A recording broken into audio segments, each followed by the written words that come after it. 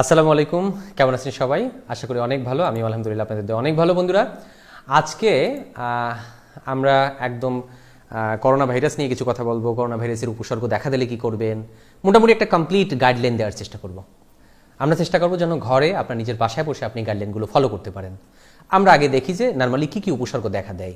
Corona virus হোক বা না হোক, আপনি উপসর্গগুলো দেখা দিলেই কি পদক্ষেপ নিতে পারেন, আমরা সেই ব্যাপারগুলো নিয়ে কথা বলবো। করোনা ভাইরাসের একদম প্রধান উপসর্গগুলো কী কী, যা 4টা উপসর্গের কথা আমি বলি।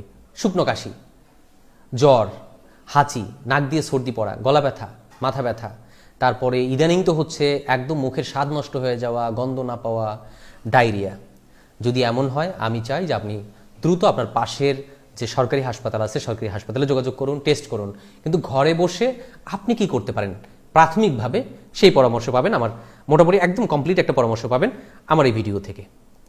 বন্ধুরা, যদি এই উপসর্গ দেখা দেয়, প্রথম করণীয় একদম ফার্স্ট স্টেপ, যেহেতু সিজনটা ভালো না, আপনি আলাদা থাকতে শুরু করে দিন।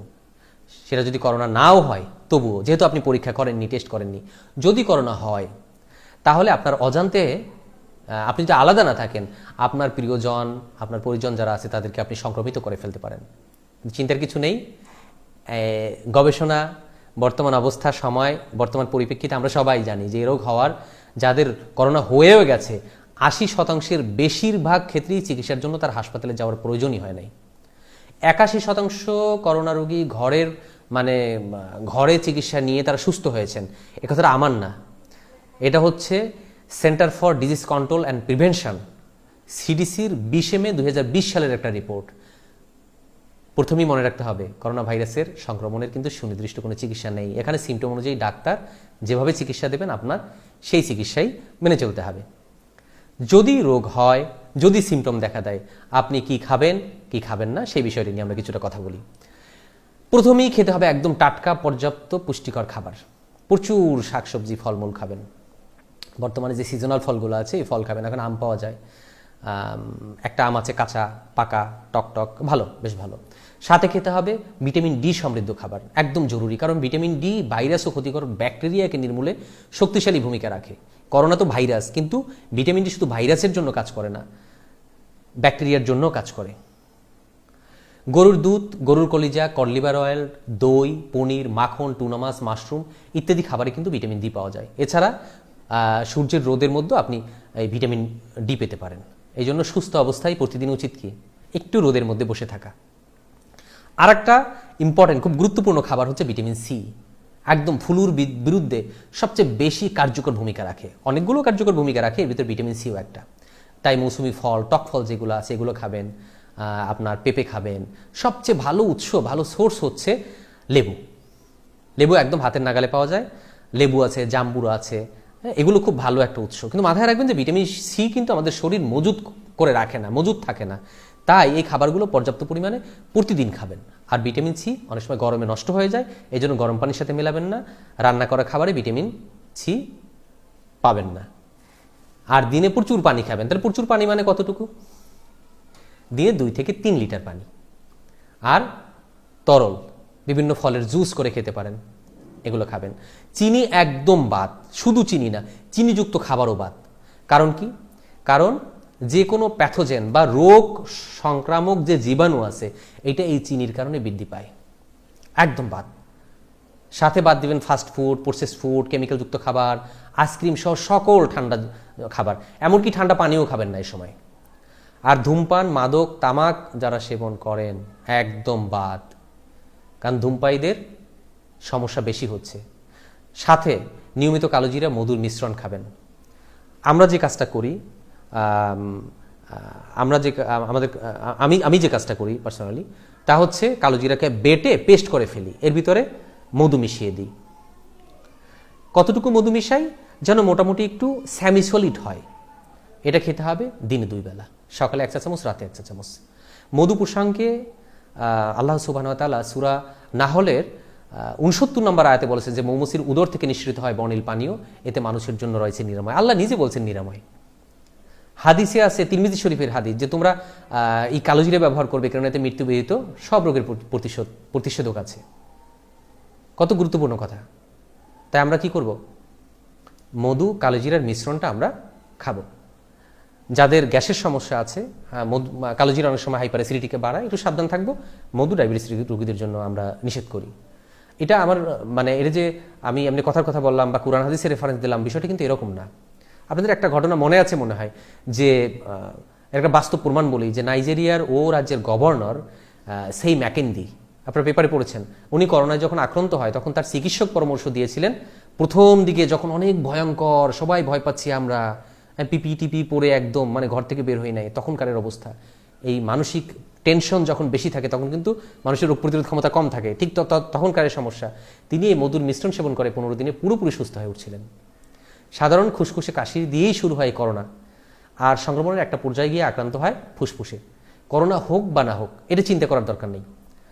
আপনি চমৎকার একটা উপকরণ বলি, আপনাদের ফর্মুলা বলি, আদা ও লবঙ্গ একসাথে সমপরিমাণ নিয়ে পিষে ফেলবেন, পিষে গরম পানিতে সিদ্ধ করবেন, তারপর কিছু চা পাতা দেবেন, রং চায়ের মতো হয়ে যাবে। এটা মুখের মধ্যে দিয়ে গরগল করে চায়ের মতো 3-4 বার করে খাবেন, ঠিক আছে? একদম সহজ জিনিস না, আপনার বাসায় পাবেন। এতে গলার ভিতরের কোষগুলো রক্ত সঞ্চালন বাড়বে, কোষগুলো শক্তিশালী হবে, সামর্থ্য হবে। করোনায় যদি আক্রান্ত হয়েই থাকেন আপনি, এটাকে প্রতিরোধ করবে। যাদের গলায় খুসখুস করে না, কাশিও নাই, তারাও নিয়মিত দিনে 2 বার, অন্তত 2 কাপ, সকালে 1 কাপ, রাতে 1 কাপ খেতে পারেন। সাথে আপনি চাইলে এর ভিতরে তুলসী পাতা দিতে পারেন, একটু আদা দিতে পারেন, আপনার যদি ইচ্ছা হয়। পাশাপাশি যদি সুযোগ থাকে তাহলে নিম পাতা খেতে পারেন। নিম পাতা অল্প একটু পানির মধ্যে নেবেন, যখন পেশবেন, পেশার পর যে সবুজ রঙের পানিটা বের হবে, এটা আপনি অল্প 4 চা চামচের পরিমাণ খেতে পারেন। এটা খুব ভালো কাজ করে নিম পাতা, অনেকগুলো কাজ করে। নিম পাতার উপকারিতা নিয়ে আমার ভিডিও আছে, নিম পাতা নিয়ে অনেক লেকচার আছে। এটা ভাইরাসের বিরুদ্ধে কাজ করে, রোগ প্রতিরোধ ক্ষমতা বাড়ায়, এটা ইমিউনিটি বাড়ায়, অনেকগুলো হেল্প করে। আপনি দেখবেন নিম পাতাটা খুব ভালো কাজ করে।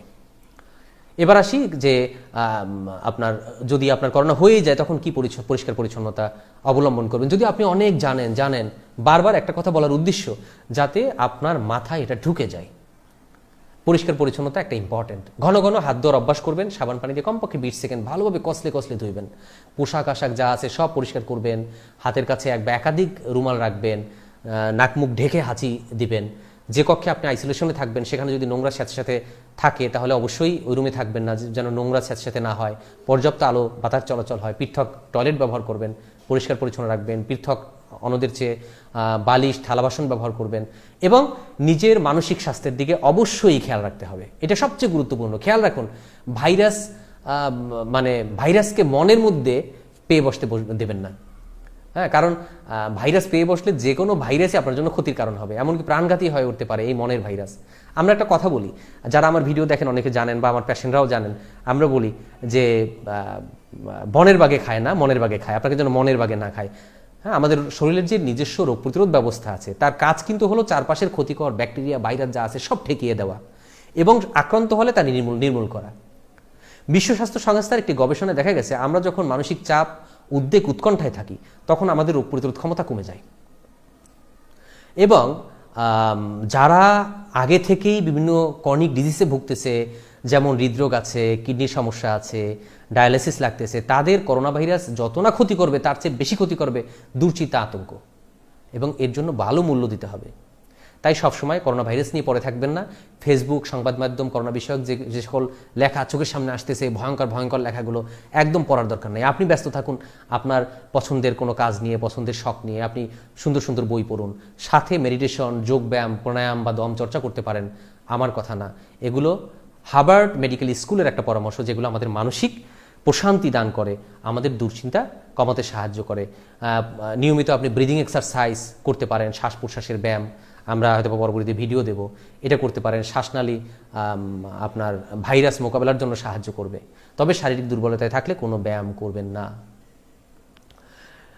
বন্ধুরা, আর যাদের বাসায় প্যাশেন্ট আছে, আপনি সুস্থ কিন্তু আপনার বাসায় প্যাশেন্ট আছে, আপনি কি করতে পারেন? রোগীর হাসি কাশির সময় বেরিয়ে আসা যে ড্রপলেট, এর মাধ্যমে করোনা ছড়ায়। এক্ষেত্রে পরিবারের সদস্যরা রোগীর সাথে মোটামুটি 1 মিটার বা 3 ফুট শারীরিক দূরত্ব বজায় রাখবেন। ভালো স্বাস্থ্য এবং কর্নিক ব্যাধি নাই এবং রোগ প্রতিরোধ ব্যবস্থা দুর্বল নয় এমন সব রোগীরা এই সুস্থতার দায়িত্বে থাকবেন, এটা সবচেয়ে ভালো। এবং মেডিকেল মাস্ক পরবেন, মাস্কের সম্মুখ হাত দিয়ে স্পর্শ করবেন না, কাজ শেষে মাস্ক ফেলে দেবেন। খালি হাতে রোগীর কফ, তারপরে হচ্ছে মলমূত্র, সর্দিগুলো ধরবেন না, হ্যান্ড গ্লোভস পরে নেবেন। এভাবে করবেন আর কি।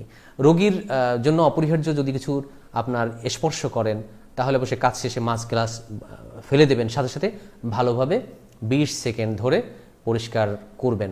সবচেয়ে বড় জিনিস হচ্ছে আপনার রোগী, আপনার আপনজন, তার পাশে থাকবেন, তাকে মানসিক সাপোর্ট দেবেন, তাকে ভালোবাসা দেবেন, সেজন্য অনুভব করে হৃদয় দিয়ে আপনি তাকে ভালোবাসেন, রোগী হিসেবে দূরে সরিয়ে দিচ্ছেন না।